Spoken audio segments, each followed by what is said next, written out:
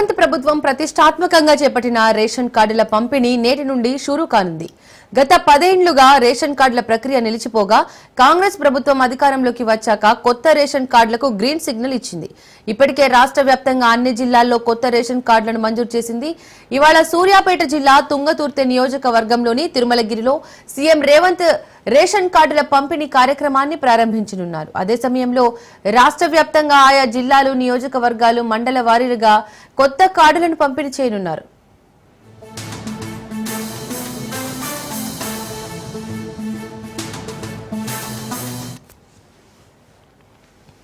తెలంగాణ వ్యాప్తంగా ఈ నెల 13 వరకు వచ్చిన అప్లికేషన్స్ అన్నిటిని పరిశీలించి అప్రూవ్ చేయాలని మంత్రి ఉత్తమ్ అన్ని జిల్లాల కలెక్టర్లకు ఆదేశాలు ఇచ్చారు. సుమారు 5 లక్షల మందికి కొత్త కార్డులు ఇచ్చేందుకు సన్నద్దమవుతున్నారు. రాష్ట్రంలో 13,000 కోట్లతో సుమారు 3.10 కోట్ల మందికి 6 కేజీల చొప్పున సన్నబియ్యం పంపిణీ చేస్తున్నారు. గత ఖరీఫ్, రబీ సీజన్లో కలిపి 281 లక్షల టన్నుల వడ్లు పండించిన రాష్ట్రంగా తెలంగాణ దేశంలోనే అగ్రస్థానంలో నిలిచింది. యాసంగిలోనే 75 లక్షల టన్నుల వడ్లు సేకరించారు.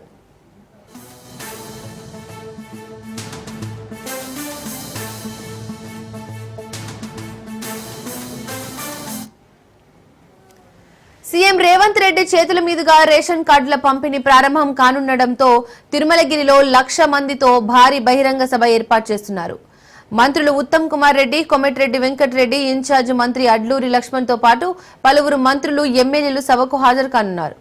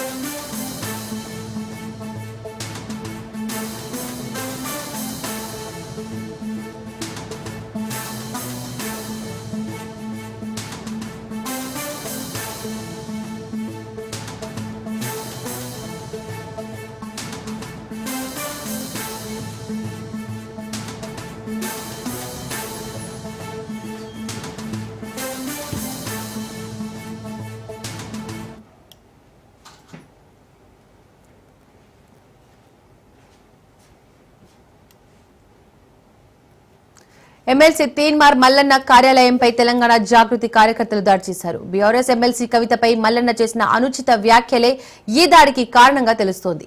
దాడి సమయంలో మల్లన్న కార్యాలయంలోనే ఉండగా ఆయన గన్మెన్లు రక్షణగా నిలిచారు. పరిస్థితి అదుపు తప్పడంతో 5 రౌండ్లు గాల్లోకి కాల్పులు జరిపారు. కార్యాలయ ఫర్నిచర్ ధ్వంసం కావడంతో పలువురికి గాయాలయ్యాయి. మేడిపల్లి పోలీసులు కేసు నమోదు చేసి దర్యాప్తు చేస్తున్నారు. ఈ ఘటన తెలంగాణ రాజకీయాల్లో ఉద్రిక్తతకు దారితీసింది.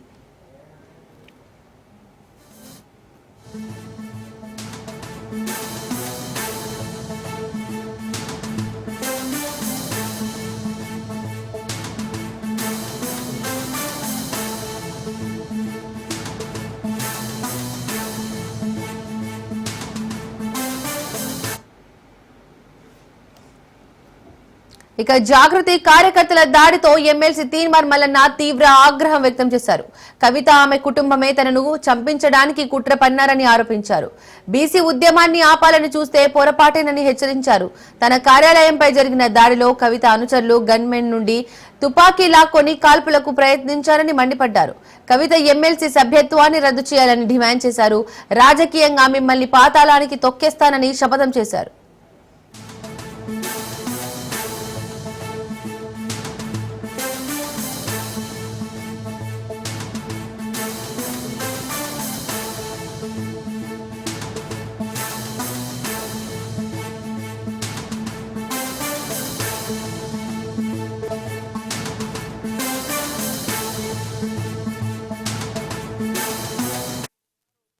గంటల ప్రాంతంలో నేను వివిధ కారణాలతోని సమస్యలతోని ఆఫీస్కి వచ్చినటువంటి ప్రజలతోని ముఖాముఖి మాట్లాడుకుంటూ వాళ్ళ సమస్యలు రాసుకుంటూ నా ఛాంబర్లో ఉండగా కరెక్ట్గా 11:25-30 ప్రాంతంలో జై కవిత అంటూ డౌన్ డౌన్ మల్లన్న అంటూ డౌన్ డౌన్ బీసీలు అంటూ 20 నుంచి 30 మంది వెలమ వాళ్ళు ఉన్నట్టున్నారు. వాళ్ళు అందులో చాలా మంది ఆధారాలు దొరికినాయి.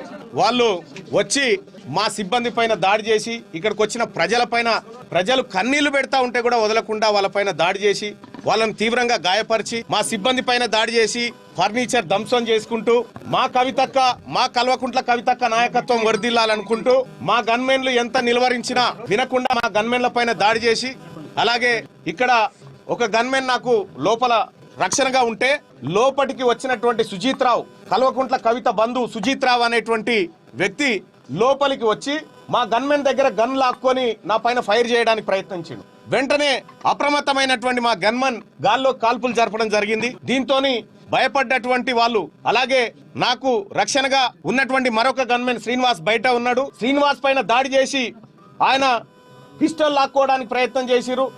అనేక రకాల దాడులు చేసి విధ్వంసం చేసినారు. ఈ దానికి కరెక్ట్ గా ఉదయం 9 గంటలకు బీసీల రాజకీయ పార్టీ రాబోతుందనేటువంటి అంశాన్ని మేము ప్రకటించడం, గంటన్నర తర్వాత ఈ కార్యాలయం పైన మా పైన హత్యాయత్నం జరగడం, కల్వకుంట్ల కవిత ప్రేరేపించి ఇక్కడికి తోలిచ్చి హత్యా ప్రయత్నానికి పాల్పడింది. ఎమ్మెల్సీ తీన్మార్ మల్లన్నపై మండలి చైర్మన్ గుత్తా సుఖేందర్ రెడ్డికి ఎమ్మెల్సీ కవిత ఫిర్యాదు చేశారు. వ్యక్తిత్వాన్ని దెబ్బతీసేలా చేసిన వ్యాఖ్యలపై చర్యలు తీసుకోవాలని ఫిర్యాదు చేశారు. తెలంగాణలో ఆడబిడ్డలంటే ఎంతో గౌరవం ఉంటుందన్నారు. బీసీ బిడ్డల్లో గౌరవించే అవకాశం మెండుగా ఉంటుందన్నారు కవిత. రాజకీయాల్లో మహిళలపై పరుష పదజాలం వాడడంతో రాజకీయాల్లోకి మహిళలు రావాలంటే భయపడే పరిస్థితి ఏర్పడిందన్నారు.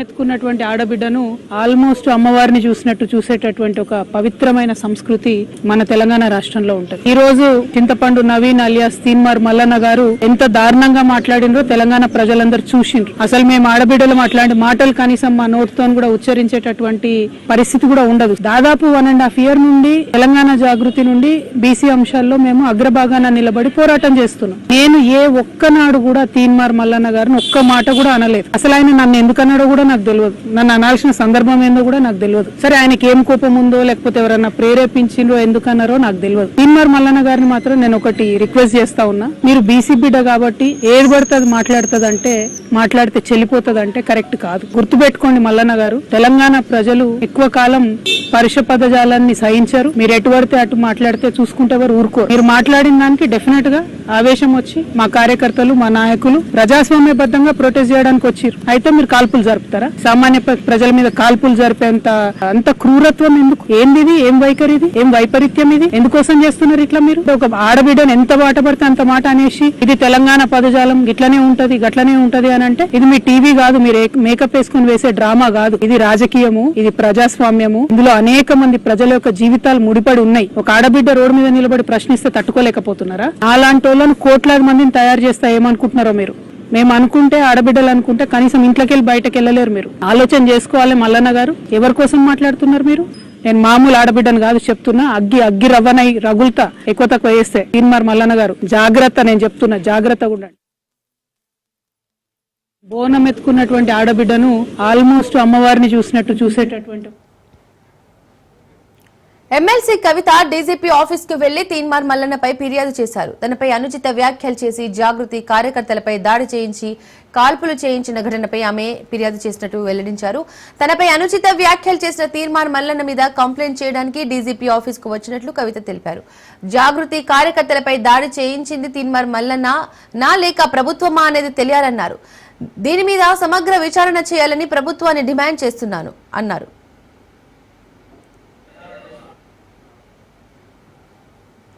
తెలంగాణ జాగృతి ఆధ్వర్యంలో బీసీ రిజర్వేషన్ల అమలుపై పోరాటం చేస్తూనే ఉన్నామన్నారు కవిత. బీసీ బిడ్డ కాబట్టి ఏది పడితే అది మాట్లాడితే సరికాదని ఎమ్మెల్సీ కవిత మండిపడ్డారు. తీన్మార్ మల్లన్న మాట్లాడిన మాటలకు తమ వాళ్లకు కోపం వచ్చి నిరసన చేశారన్నారు. ఇంత మాత్రానికే గన్ ఫైర్ చేసి చంపేస్తారా? ఒక ఆడబిడ్డ ప్రశ్నిస్తే సహించలేకపోతున్నారా? నేను ఊరుకునే ప్రసక్తే లేదన్నారు. సీఎం రేవంత్ రెడ్డి స్పందించి వెంటనే చర్యలు తీసుకోవాలన్నారు.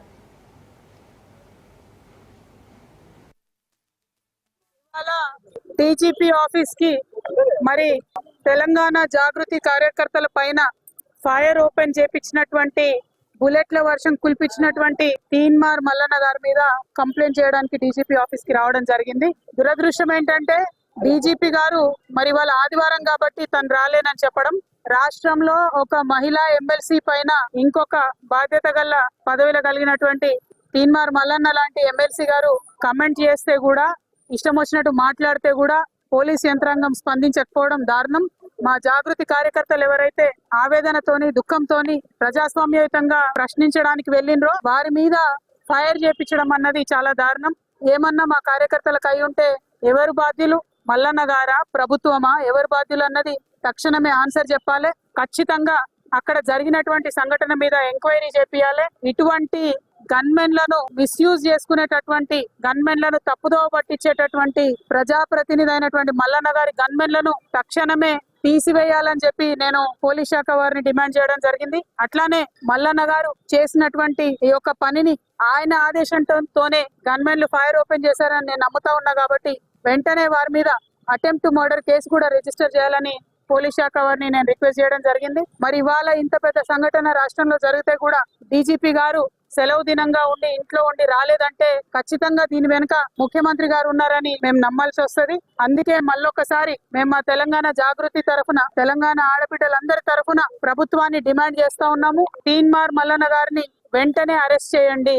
ఇంటి ఆడబిడ్డలపై అనుచితమైన వ్యాఖ్యలు చేసిండ్రని చిన్న చిన్న జర్నలిస్టులను మరి మీరు అరెస్ట్ చేసి జైల్లో పెట్టిండ్రు. మరి ఇంత పెద్ద మాట ఒక తెలంగాణ ఆడబిడ్డనైనటువంటి నన్ను అంటే మీరు చూస్తూ ఊరుకుంటే ఈ మాటలన్నీ కూడా మీరే అనిపించినని తెలంగాణ ఆడబిడ్డలు అనుకునే పరిస్థితి తెచ్చుకోవద్దని ముఖ్యమంత్రి గారిని నేను డిమాండ్ చేస్తా ఉన్నాను. మరి మీ ఇంటి ఆడబిడ్డకు న్యాయం, తెలంగాణ ఆడబిడ్డలందరికీ ఒక న్యాయం ఉండొద్దని కూడా ముఖ్యమంత్రి గారిని నేను డిమాండ్ చేస్తూ తక్షణమే. Welcome back. బీసీ రిజర్వేషన్ పోరాటానికి అగ్ర కులాలే కాదు ఎవరొచ్చినా కలిసి పోరాడతామన్నారు బీసీ సంక్షేమ జాతీయ అధ్యక్షుడు నేత ఆర్ కృష్ణయ్య. తీన్మార్ మల్లన్న ఎమ్మెల్సీ కవితపై చేసిన వ్యాఖ్యలను ఖండించారు. బీసీలతో కంచంతో పొత్తు, మంచంతో పొత్తు అనే పదజాలం సరైంది కాదన్నారు. అందరి పోరాటం వల్లే బీసీ రిజర్వేషన్ అనేది ఒక ఉద్యమంగా ముందుకు వెళ్తుందన్నారు. రాబోయే రోజుల్లో కూడా బీసీ రిజర్వేషన్ల పోరాటంలో ఎవరు వచ్చినా తాము కలుపుకొని ముందుకు వెళ్తామంటున్నారు బీసీ జాతీయ అధ్యక్షుడు ఆర్ కృష్ణయ్య.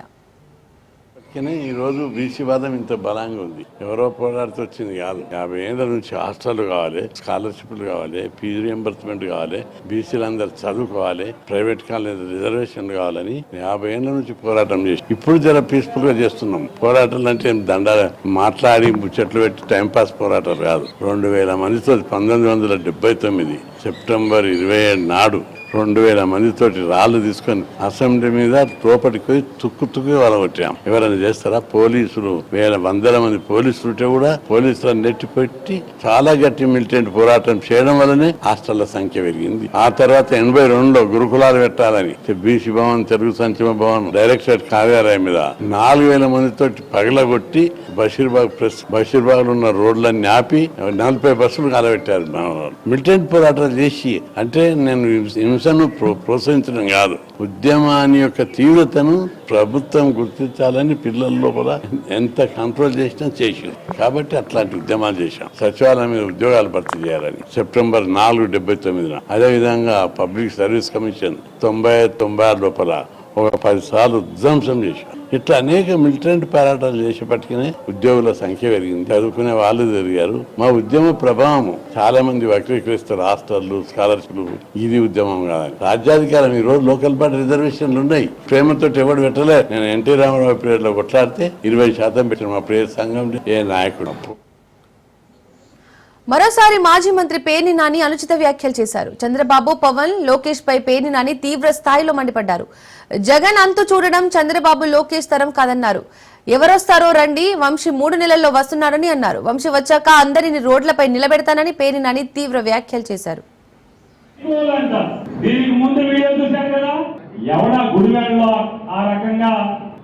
ఆడపిల్లని అవమానపరిచి పచ్చి బూతులు తిట్టి కాలు బద్దలు కొట్టి చంపటానికి ప్రయత్నం చేస్తున్న సైకోలు అంటారా?